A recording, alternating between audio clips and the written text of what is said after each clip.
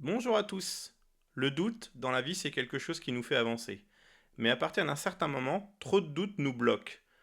L'objectif de notre vidéo, ça va être de parler du syndrome de l'imposteur dans les métiers de la tech. Et au travers de deux personas, essayer d'en comprendre les mécanismes et essayer de regarder comment l'éviter, comment en limiter les effets. Jingle.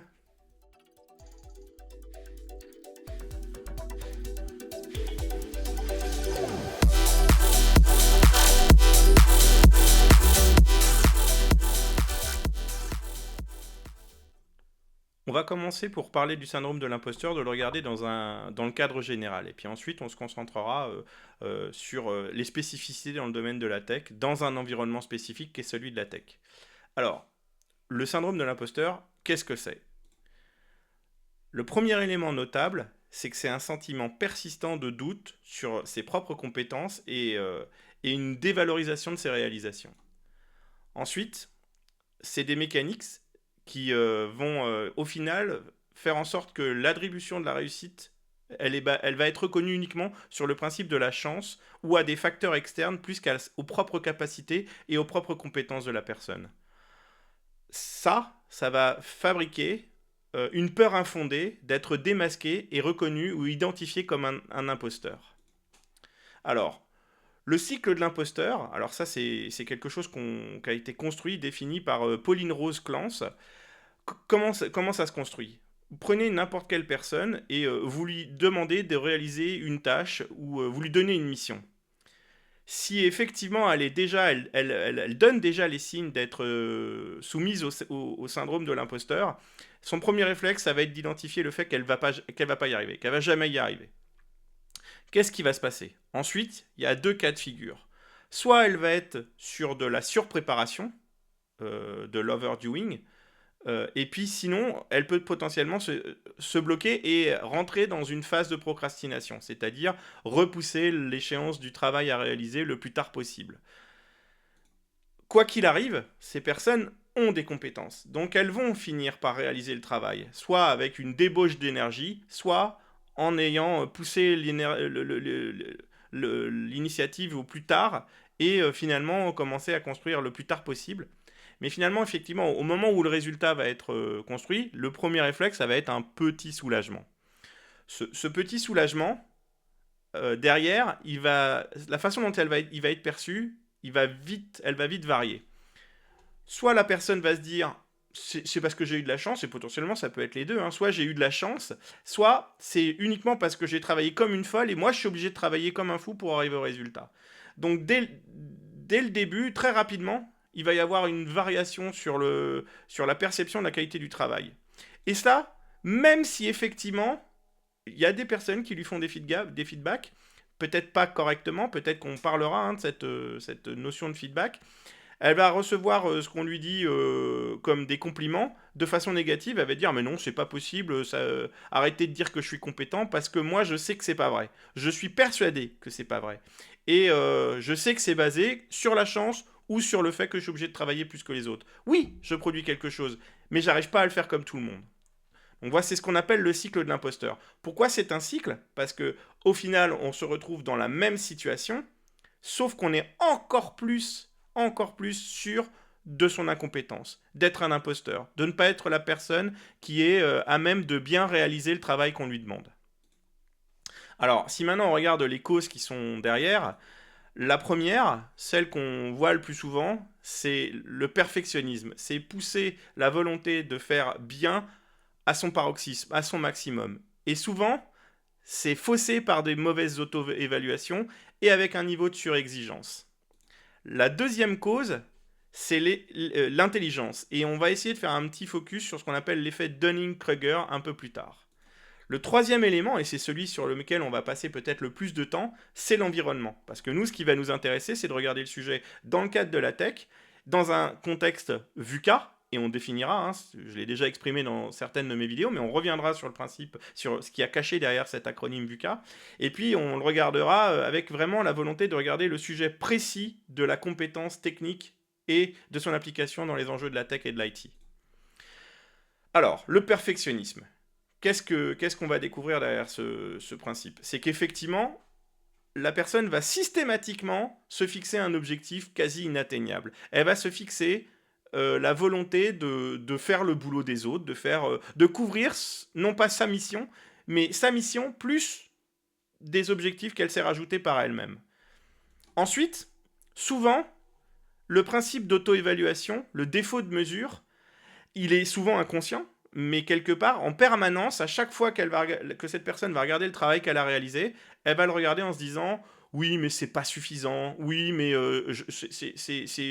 j'ai trouvé ça par chance, et ainsi de suite, oui, mais je me suis servi d'outils, machin. Elle va se persuader elle-même qu'elle est différente des autres et que sa façon de juger son travail est la bonne, alors même que finalement, elle n'a pas besoin d'aller jusqu'à cette profondeur d'évaluation. Et encore une fois, je le redis, c'est souvent des mécanismes inconscients. Au final, c'est systématiquement quelque chose qui va se matérialiser par une stigmatisation de l'écart entre ce qui est réellement construit et l'objectif qu'elle s'est fixé. C'est-à-dire qu'elle va tout le temps regarder l'objectif maximum et de se dire c'est nul ce que j'ai fait parce que ma réalisation ne va pas jusqu'à mon objectif, l'objectif que moi-même je m'étais fixé. Et cela, même si pour réaliser l'objectif, il y a des contraintes extérieures. C'est-à-dire qu'il y a des personnes qui vont devoir répondre à certaines parties de la mission, certaines opérations qui ne seront pas du ressort de notre personne soumise au syndrome de l'imposteur. Alors, on revient sur le sujet de l'intelligence et puis le fameux effet Dunning-Kruger. Pour essayer de l'identifier, j'ai d'abord mis en sous-titre cette notion de médiocrité arrogante, on reviendra dessus, mais on va revenir sur une phrase qu'a dit Charles Darwin, et en gros il disait « L'ignorance engendre plus fréquemment la confiance en soi que ne le fait la connaissance ». En gros, qu'est-ce qu'il veut dire? Il veut dire finalement, dans les populations un peu ignorantes, il y aura plus de véhémence, il y aura plus d'arrogance dans la façon de s'exprimer, et en plus ils auront une vision faussée de l'état de l'état de résultat, de ce qui est nécessaire à produire, qui fait que finalement ils vont obtenir une confiance en eux. Alors, l'effet de Dunning-Kruger, c'est un biais cognitif qui fait que les personnes qui sont moins compétentes dans un domaine vont avoir tendance à se surestimer dans la compétence. Alors, ça peut être conscient comme inconscient, et par contre aussi, inversement, les personnes les plus compétentes, elles vont tout le temps tendre à sous-estimer leurs compétences. Donc ça, pour aller un peu plus loin sur le sujet, allez lire les travaux de David Dunning et Justin Kruger, donc de l'université de Cornell. On va essayer de rentrer un tout petit peu dans les 4 points, les codes piliers qu'ils ont mis en œuvre dans leur raisonnement. Le premier, c'est les incompétents sont incapables de reconnaître leur non-compétence. Forcément, puisque pour reconnaître la non-compétence, il faudrait être capable d'avoir un différentiel de perception. Le deuxième point, c'est les incompétents ne sont pas capables d'identifier les personnes compétentes.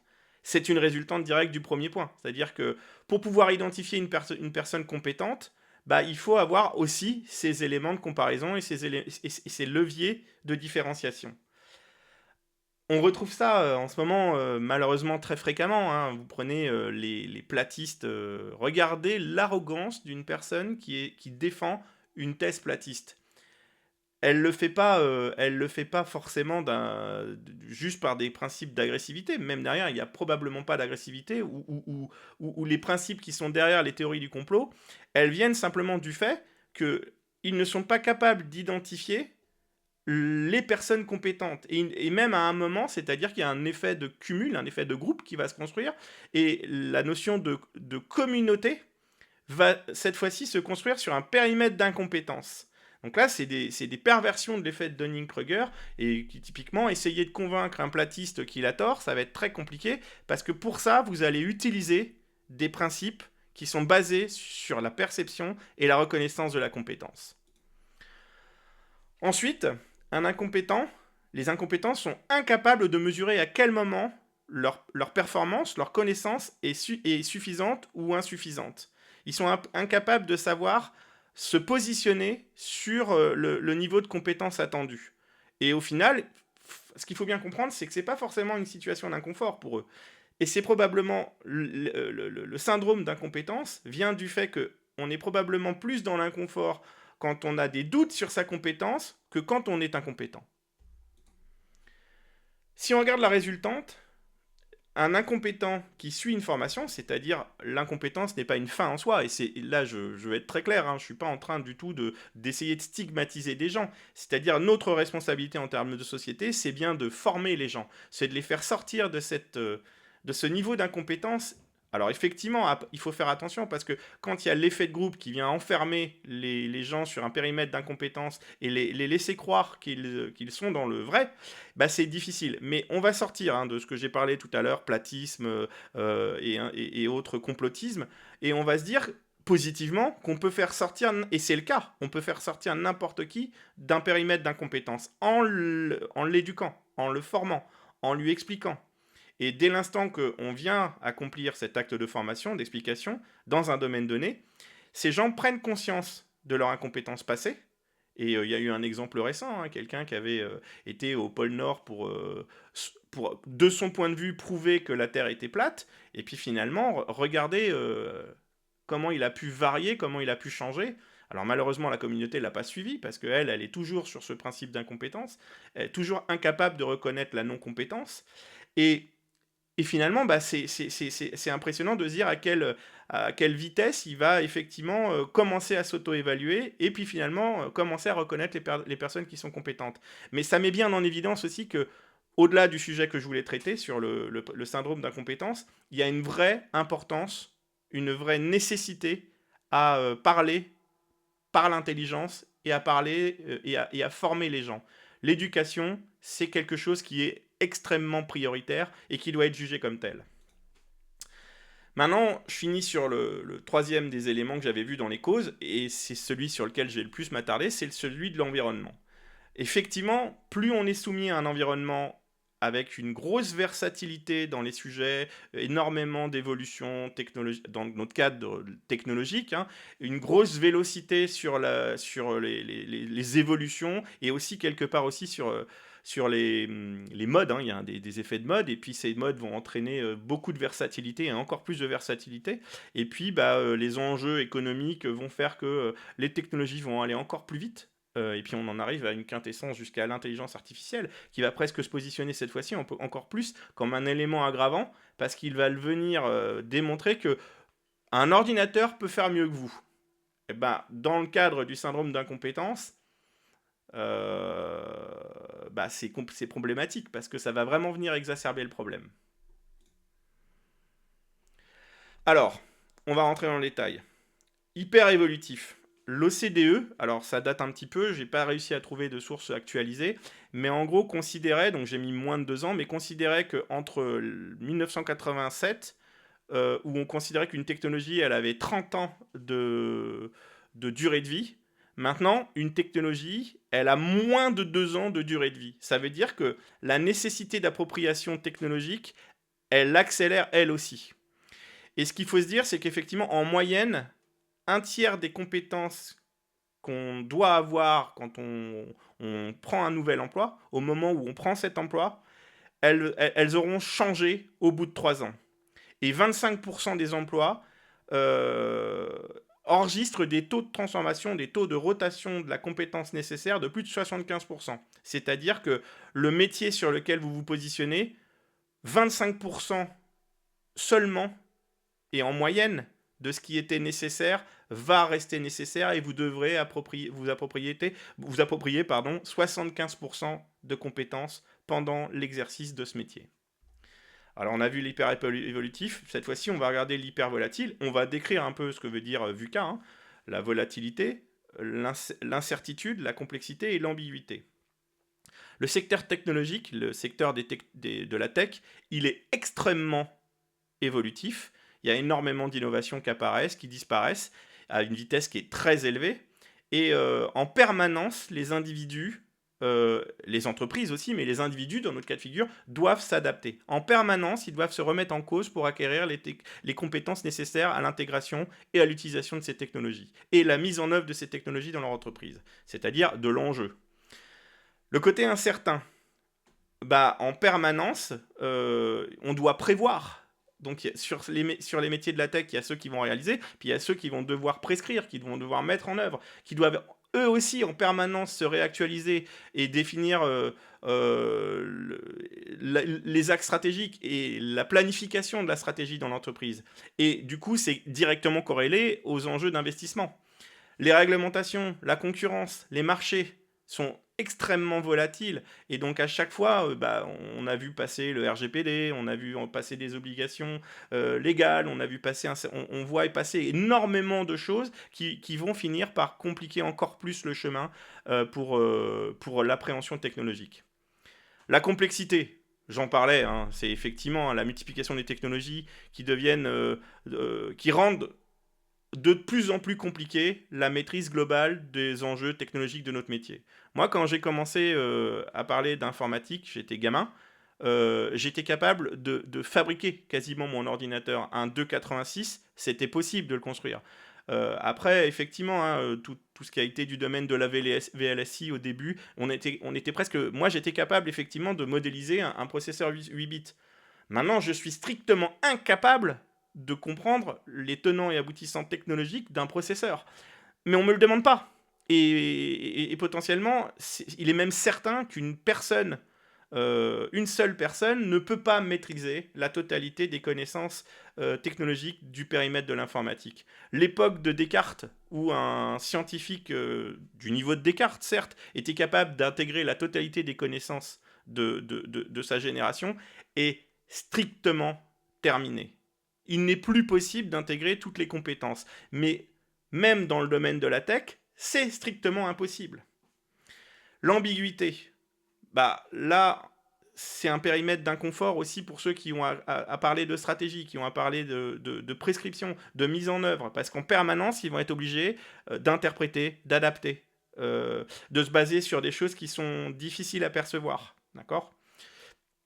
Donc, obsolescence rapide, en permanence une obligation de réactualiser sa compétence, une difficulté d'anticipation des besoins par rapport au périmètre d'ambiguïté qu'on vient de voir, et puis une énorme diversité des compétences requises.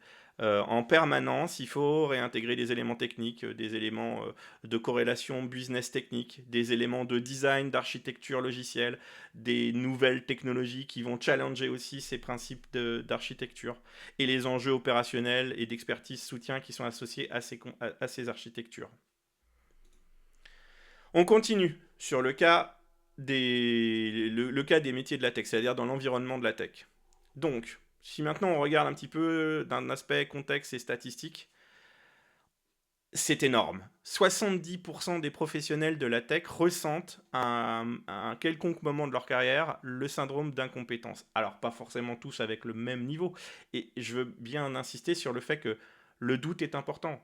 Le syndrome d'incompétence, s'il est là pour aider, si la personne arrive à le transformer en quelque chose de positif, disons que c'est transitoire, mais que c'est pas problématique. La problématique, c'est quand ça demeure, c'est quand ça devient oppressant et que ça emmène à ne plus être capable de graviter correctement dans son métier et à produire correctement dans son métier.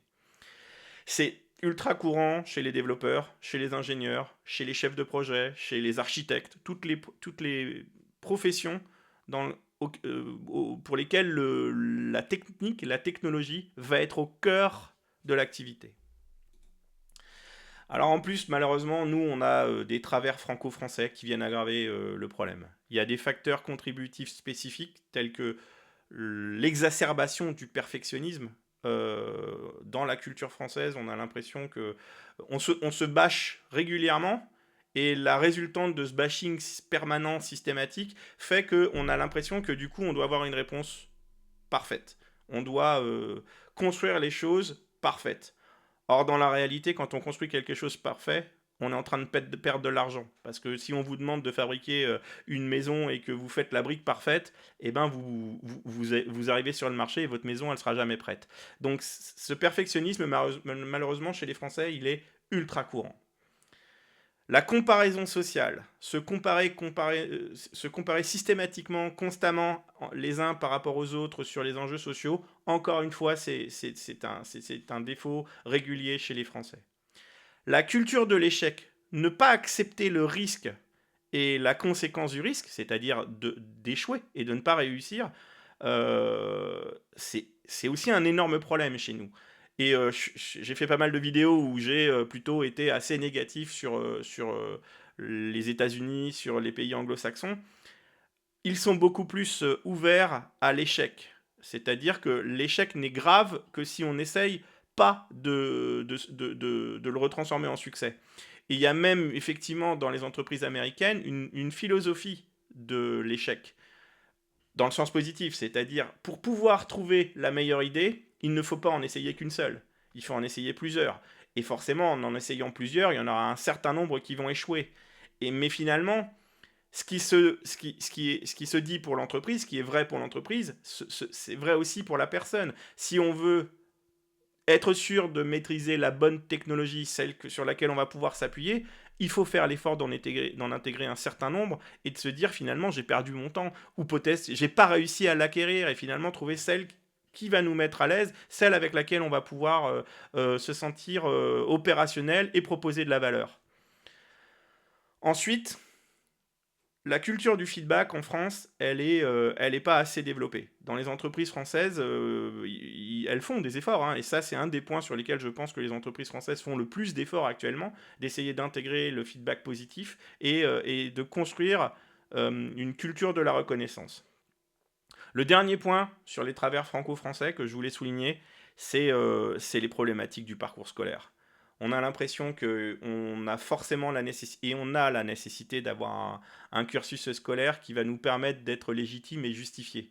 Et même si la personne a la compétence technique, elle va avoir plus de travail à faire pour la démontrer parce qu'elle n'a pas eu le parcours scolaire qu'il y avait avec. On a l'impression que tout se joue sur les 20-25 premières années et qu'on doit être opérationnel sur ces 20-25 premières années parce que derrière, c'est trop tard.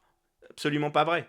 La compétence, il y a beaucoup de personnes vont atteindre leur apogée en capacité d'intégration et d'apprentissage bien plus tard. Et même il y a certaines personnes qui vont la garder toute leur vie. Donc se dire que finalement on doit être challengé pour être compétent dès le début de son apprentissage, alors que finalement on doit être compétent quand on a la nécessité de l'être, c'est-à-dire quand on construit et quand on apporte quelque chose, c'est-à-dire dans sa vie professionnelle. Donc le poids du parcours scolaire, c'est quelque chose de problématique. Alors maintenant, je vais essayer d'identifier, hein, comme je l'ai dit dans le début de ma vidéo, nos personas. Pour moi, il y a deux personas qui sont assez représentatifs de ce que je veux illustrer dans le principe du syndrome de l'imposteur. Alors, la première, je l'ai appelée Claire Gant. Naturellement, c'est une chef de projet. Et elle a 38 ans, donc elle a de la bouteille, hein. C'est quelqu'un qui a 10 ans d'expérience en gestion de projets technologiques. Elle est compétente, ça, il n'y a aucun doute, hein.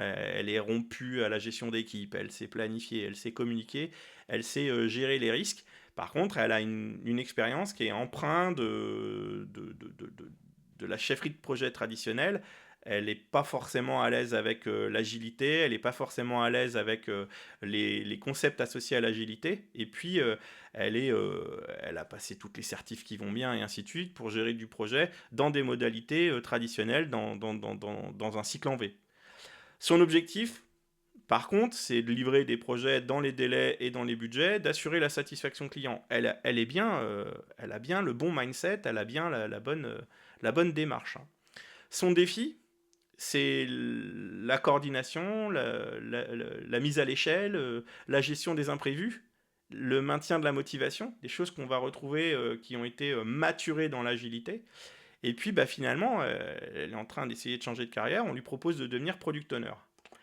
Et elle ne se sent pas légitime. Le deuxième, c'est Ruby Rod.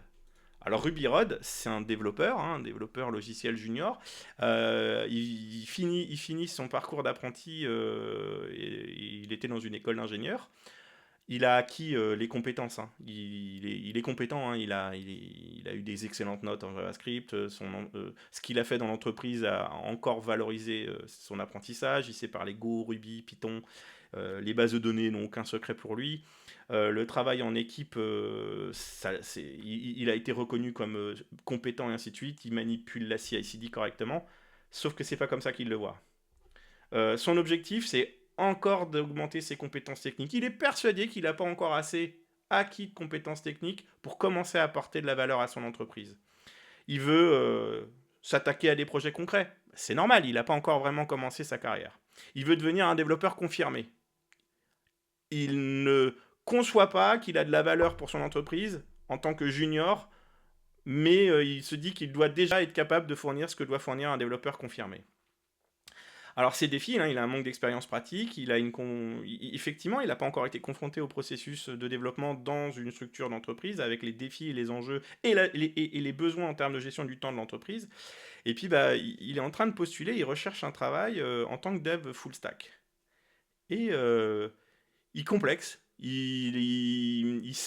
À chaque fois qu'il arrive à un entretien, il sous-performe à son entretien parce que il se vend pas suffisamment. Il a pas suffisamment confiance en ses appuis de compétences et à ce qu'il a appris dans le cadre de sa formation.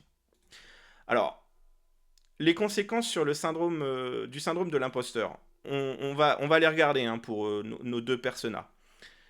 Pour Claire et Ruby, c'est du stress et de l'anxiété, pour les deux. Et puis finalement, ça va les empêcher de pouvoir atteindre leurs objectifs de carrière.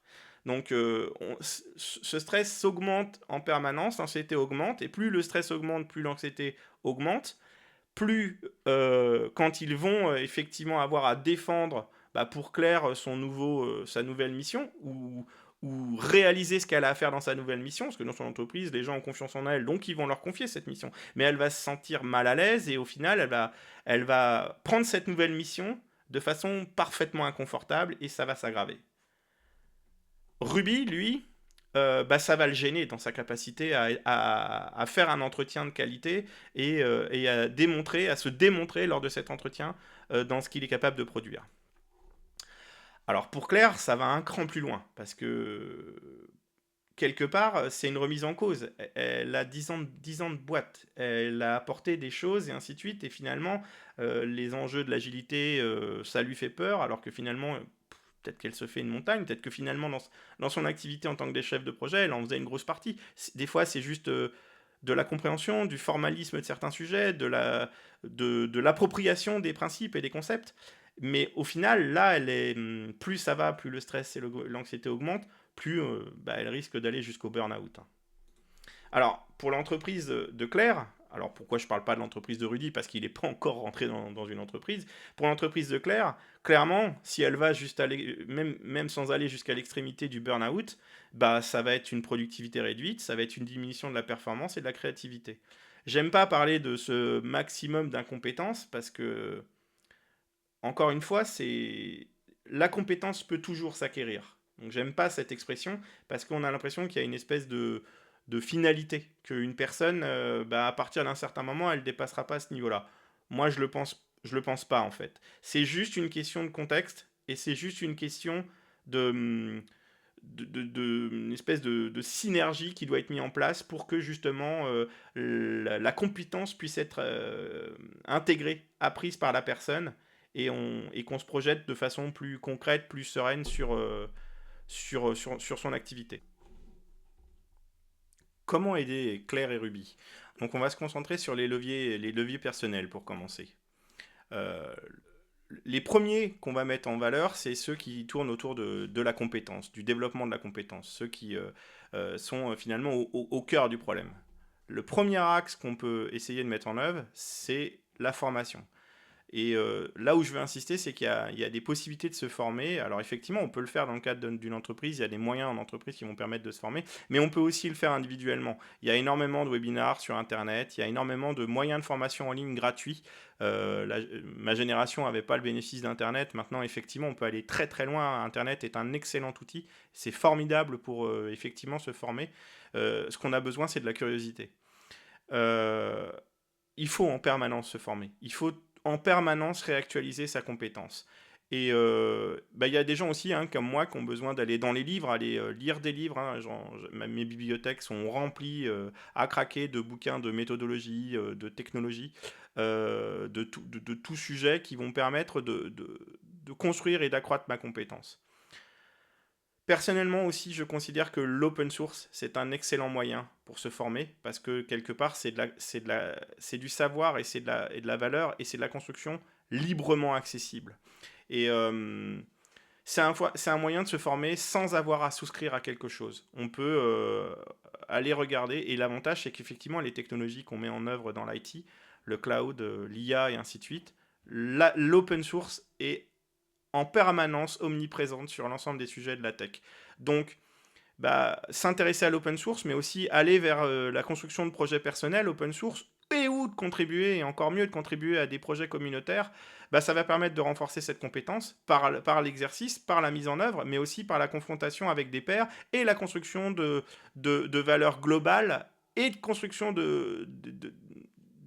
d'une communauté de sachants et un appui de cette communauté de sachants et d'experts. Plus difficile, changer sa perspective, réadopter la positivité, adopter une attitude positive et reconnaître ses progrès. On va voir qu'il y a des façons pour pouvoir permettre de proposer cette reconnaissance des progrès, des méthodes qui vont permettre de le faire. C'est extrêmement difficile quand on est déjà dans une situation où on est déjà dans le syndrome de l'imposteur, de se remettre dans une démarche positive, c'est extrêmement compliqué. Mais c'est indispensable. Et pour ça, ça va passer par retrouver une saine comparaison. D'abord se recomparer à soi-même et dans l'évolution qu'on peut avoir dans sa démarche d'acquisition de la compétence, de revenir à une vision plus pragmatique, plus objective de soi-même. Et puis, je l'ai dit tout à l'heure pour notre société française, mais c'est valable aussi pour nous-mêmes, mais c'est aussi peut-être parce que cette société française a eu cette induction sur nous de refuser l'échec, de considérer l'échec comme un problème. Individuellement, il faut apprendre à accepter l'échec, parce que l'échec, c'est un moyen d'apprentissage. On apprend en se trompant. Au même titre que l'entreprise crée de la valeur en acceptant d'échouer. Nous, on apprend en se trompant. Enfin, il y a le sujet du feedback. Demander des retours, c'est difficile d'aller voir les gens et de leur demander de dire objectivement ce qu'ils pensent de nous. Donc souvent on le fait pas, donc c'est un élément aggravant parce que quand on le fait, on s'aperçoit finalement que les gens vont avoir des retours positifs. Si la compétence est là, les gens ils auront la reconnaissance de cette compétence. Ce qu'il faut effectivement, c'est que le feedback soit constructif, qu'il soit accepté déjà par nous-mêmes, par la personne qui le reçoit. Et puis aussi, il faut aussi, par contre, que ce soit dans un écosystème bienveillant, que les gens qui formulent ces feedbacks soient des gens qui veulent être dans une démarche constructive. Et enfin, il faut travailler sur le sujet de l'auto-évaluation. Et en le faisant assez régulièrement, en permanence, en faisant ces petits retours, on va voir, je vais donner du contexte juste après, sur ce périmètre d'auto-évaluation, ça va permettre finalement de se réidentifier comme compétent. Alors, justement, la reconnaissance des réalisations. Il y a des techniques. La construction d'un journal de succès, par exemple. Avoir un cahier dans lequel régulièrement on trace ses réussites. Ça permet de se dire, quand on a des doutes, on revient sur ce cahier et puis on se dit, tiens, mais ça, c'est moi qui l'ai fait. On va le voir après, un petit peu plus tard. Il y a même quelque part quelque chose qui va un peu le mécaniser, qui va permettre de justifier le pourquoi on fait ça. Mais finalement, il n'y a pas besoin de se justifier. Apprendre à célébrer ses victoires, soit collectives, soit individuelles, et de le faire soit de façon collective, mais aussi individuellement. Savoir s'enthousiasmer parce qu'on a réussi un truc, se lever de sa chaise et se dire waouh, ça claque mon truc. Mais au final, le mieux c'est de le faire avec les autres et dans une démarche collective, de faire en sorte que quand on finit un super projet, on apprenne à se dire on a fini un super projet. On a apporté quelque chose de top. Et pour revenir sur les compétences, la démarche STAR, moi c'est quelque chose que j'aime, faire des mind maps heuristiques pour essayer de retracer ses compétences, de les requalifier dans l'action concrète qu'on a réalisée. Donc STAR, c'est situation, tâche, action, résultat. À chaque fois on se dit, tiens, j'ai bossé sur ce truc, dans telle situation, j'avais à faire telle tâche, j'ai fait telles actions et j'ai obtenu tel résultat. Et quand on regarde ça, c'est auto-gratifiant. On se dit, je suis dans la bonne direction. Alors, maintenant, pour regarder, et pour finir, on va regarder comment aider Claire et Ruby via des leviers professionnels dans l'action de l'entreprise. Et puis on finira par un certain nombre de ressources que je vous conseille pour aller plus loin sur ce sujet. Le sujet de la culture d'entreprise, c'est extrêmement important parce que l'entreprise va être un acteur aussi indispensable dans la résolution du problème du syndrome de l'imposteur. Il faut une entreprise, une culture d'entreprise qui soit inclusive et soutenante, qui a pour objectif d'emmener les salariés à produire le maximum et augmenter au maximum leurs compétences parce que ça va être du gagnant-gagnant. Le salarié prend de la valeur, mais cette valeur, il la restitue à l'entreprise.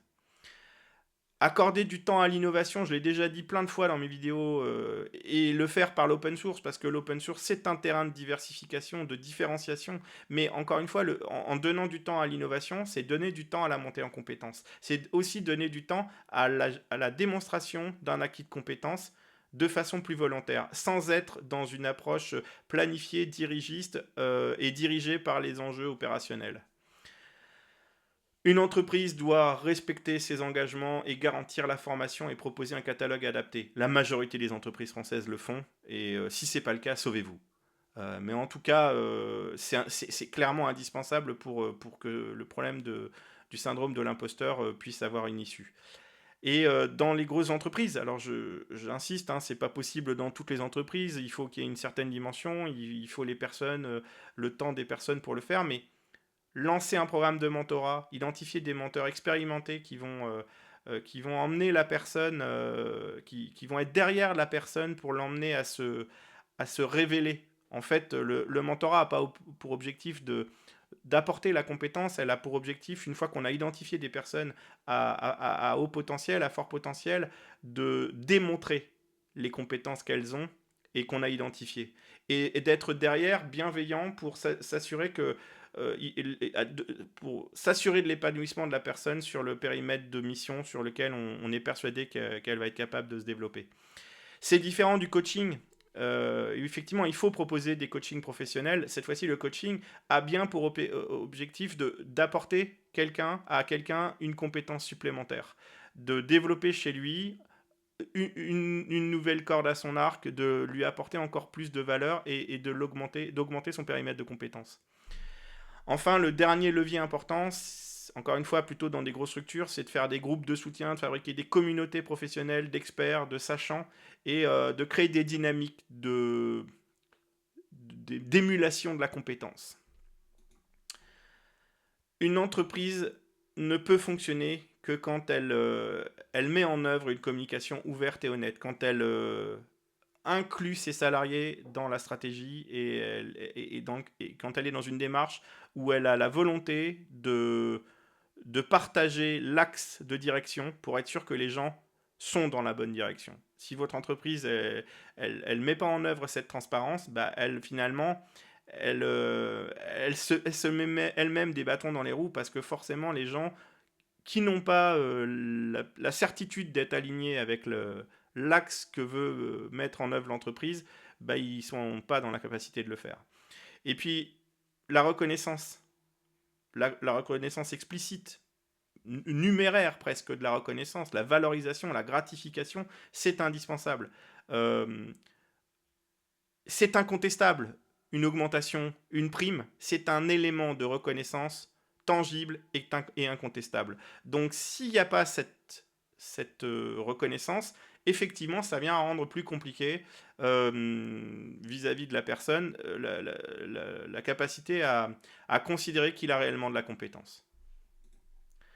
Je vais finir hein, en vous donnant d'abord un livre qui m'a aidé à aller aussi, à la fois pour cette vidéo, mais aussi pour la vidéo que j'avais fait sur les femmes dans la tech, qui s'appelle The Secret Sauce of Successful Women, et vous m'excuserez pour l'accent anglais, c'est une vidéo française, écrit par Valérie Young. Et puis elle fait aussi un podcast qui s'appelle The Imposter Syndrome Files, et je vous encourage à l'écouter.